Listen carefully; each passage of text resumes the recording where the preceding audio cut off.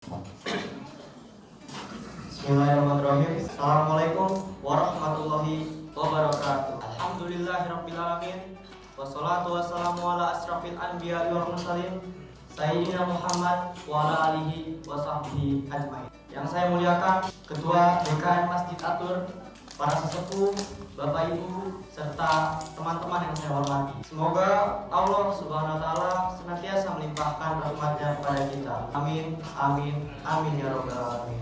Izinkan saya memperkenalkan diri. Perkenalkan, nama saya Muhammad Dafar Romeo. Pada kesempatan ini saya ingin menyampaikan sedikit pengingat. Pertama-tama untuk diri saya sendiri dan untuk jamaah sekalian. Saya berdiri di sini bukan karena saya paling baik, tapi saya berdiri untuk menasihati diri saya sendiri. Hati yang sering merasa sempit, gelisah, dan kurang bahagia. Bapak, Ibu, dan teman-teman sekalian, mungkin hari ini kita datang ke masjid membawa badan kita, tapi hati kita sibuk membandingkan hidup kita dengan orang lain. Di zaman sekarang ini, penyakit anak muda bukan kurang uang, Bapak Ibu semuanya, tapi kurangnya rasa kita untuk bersyukur. Sedikit-sedikit kita merasa insecure. Melihat orang lebih ganteng, lebih cantik, kita merasa minder. Melihat orang lebih kaya, kita gelisah. Melihat orang lebih sukses, hati kita terasa panas. Media sosial membuat kita merasa hidup kita selalu terasa biasa-biasa saja, sedangkan hidup orang lain terasa lebih daripada kita. Akhirnya apa? Hati kita menjadi resah, pikiran tidak tenang, dan hidup terasa sempit. Padahal Bapak Ibu semuanya, di saat yang sama kita masih bisa bernafas tanpa tabung oksigen, masih bisa berjalan ke masjid tanpa kursi roda, masih bisa bersujud tanpa rasa sakit. Namun tetap saja kita selalu membandingkan hidup kita dengan orang lain. Kenapa hidup terasa kurang? Padahal nikmat yang Allah Subhanahu wa taala telah berikan banyak.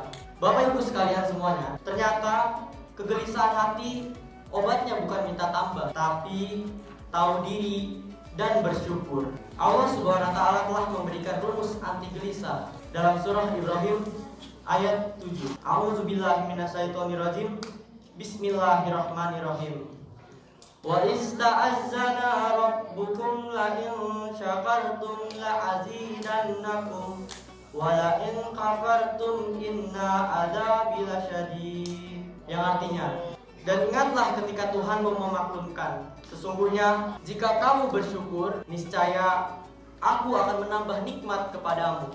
Tetapi jika kamu mengingkarinya, maka sungguh azabku akan sangat pedih. Allah berjanji Bapak Ibu sekalian, jika kita bersyukur, nikmat akan ditambah oleh Allah Subhanahu wa taala. Tapi jika kita kufur nikmat, hidup terasa sempit, walau harta kita berlimpah di mana-mana. Rasulullah SAW juga bersabda, "Unzuru ila man huwa asfala minkum, wa la tanzuru illa huwa fawqakum. Fa huwa ajdaru ala tajdaru nimatallahi alaikum." Lihatlah orang yang berada di bawah kalian, dan jangan melihat yang berada di atas kalian. Hal itu lebih pantas agar kalian tidak meremehkan nikmat Allah yang telah diberikan kepada kalian. Hadis riwayat Muslim. Jemaah sekalian, mari kita lihat saudara-saudara kita yang sedang terbaring di rumah sakit. Ada orang yang rela menukar seluruh hartanya hanya untuk satu tarikan nafas yang lega.